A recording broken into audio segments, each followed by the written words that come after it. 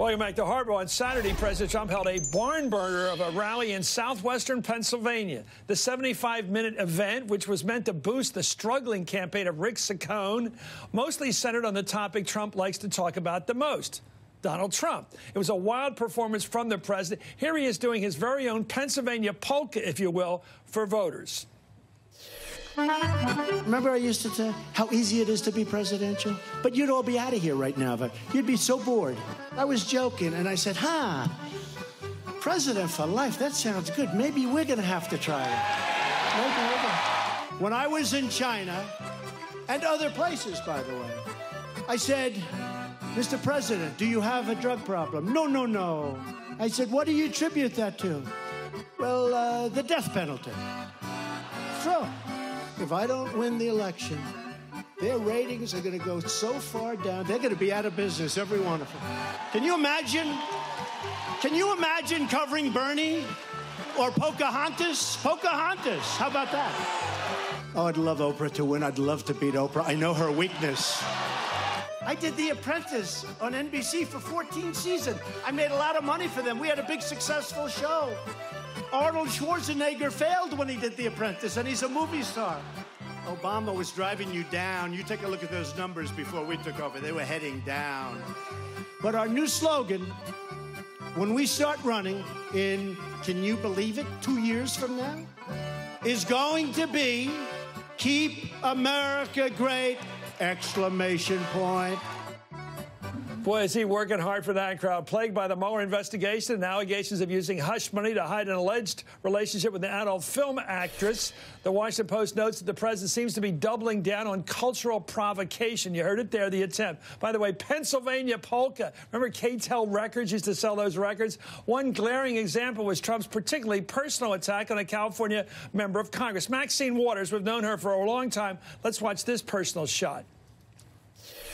But we can only do that if we elect people who are going to back our agenda and fight for our values. And that is why we have to defeat Nancy Pelosi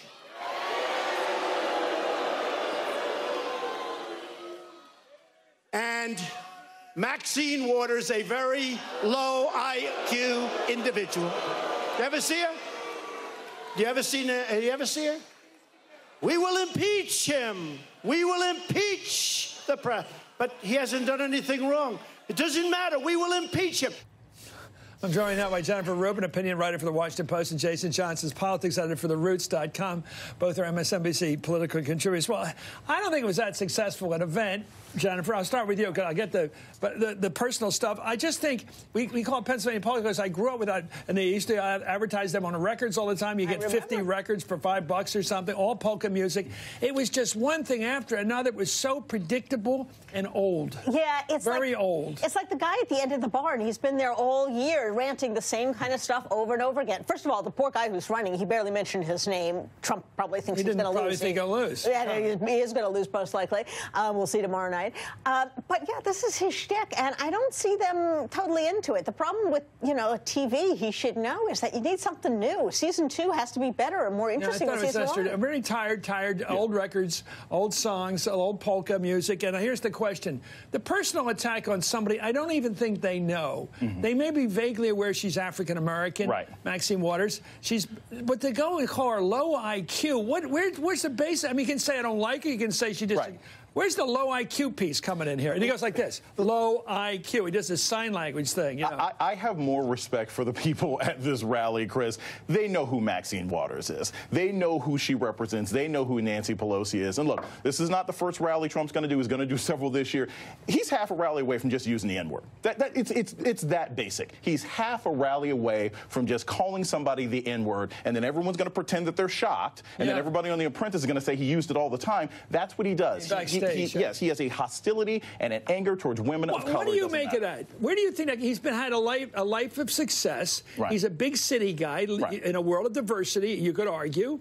He's not living. Oh, I just saw your. Yeah, he doesn't have to be around people of color unless he wants to. Look, his relationship with black women is similar to his relationship with women in general. Okay, if black women aren't working for him and they aren't there to serve him in some personal way, he's basically Calvin Candy. He is angry and hostile towards women. Candy, he's the guy from Django. He was the slave owner at the end of Django. Oh, that guy. Yeah, that guy. I mean, that's basically Trump. It's like if she's not Diamond and Silk, if she's not Omarosa, I can't believe this black woman's talking to me. Yeah, that was Leonardo. This is Trump. And listen, This is how he's been his whole life. He's all about resentments. He resents the people in Manhattan. He's it telling works. And it That's works. how he got elected. And what he's telling them is, hey, don't you worry, there are people behind you, and he's slurring. Okay, I think we're into something here. I think it was vaudeville, it was old school, it was boring. There's no new lines in it. And calling our colleague here, Chuck, what did he call him? Not low energy. Sleepy eyes. I don't get that. Chuck's pretty energetic. Look, here's the thing. I think he got elected. I was going back in my head. I said Reagan got elected on Carter's weakness. That's how he sold himself. Carter was weak. The hostages, I beat him. Then he got reelected on Happy Morning. It's all morning and morning. Different thing. Nixon got elected on angry against all kinds of problems. You know, the Democratic screw-ups at the convention in '68. And then he ran on, make a deal with China, made a deal with Russia. We're going to have peace in the world. Rush, he needs a new act, this guy. Yeah. I don't think you get elected with what you said, resentment. Again, I think that worked. Right.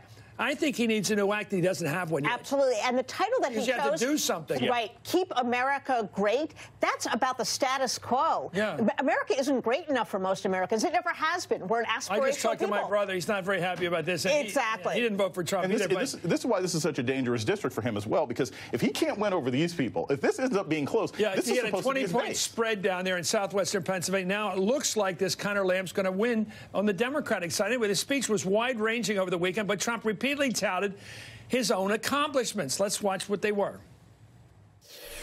We can't say make America great again because I already did that. Right? Right?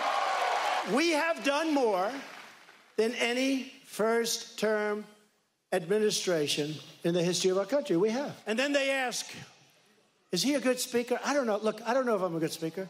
But you know what? Every time I have a 25,000-seat stadium, we fill it up. So something it has to be right. Without Donald Trump, the Olympics would have been a total failure. It's true. True. I don't know him. Looks like a nice guy. I hear he's nice looking. I think I'm better looking than him. I do. I went to Wharton. I went to school here. I love Pennsylvania. I'm very presidential. Ladies and gentlemen, thank you for being here tonight. Everything, Jennifer and Jason, your parents told us not to do. Post, insult other people. Don't insult people. When you talk everything we were told not to do has held us back, because that's what works now. Right. Right. Chris, when you talk about an old act, you know what he reminds me of? He's that comedian who's on that last tour on Netflix or Comedy Central when the jokes are old and tired and you laugh because they used to be funny, but they're not funny today. That's what he is in Pennsylvania. We pointed it out when it was going on. The kids look bored. The high school kids behind him like, my mom made me go. Those kids look like they're having fun. Anyway, more than he did. I think I got 1 million of them. Anyway, thank you, Jennifer Rubin. Thank you, Jason Johnson. Up next,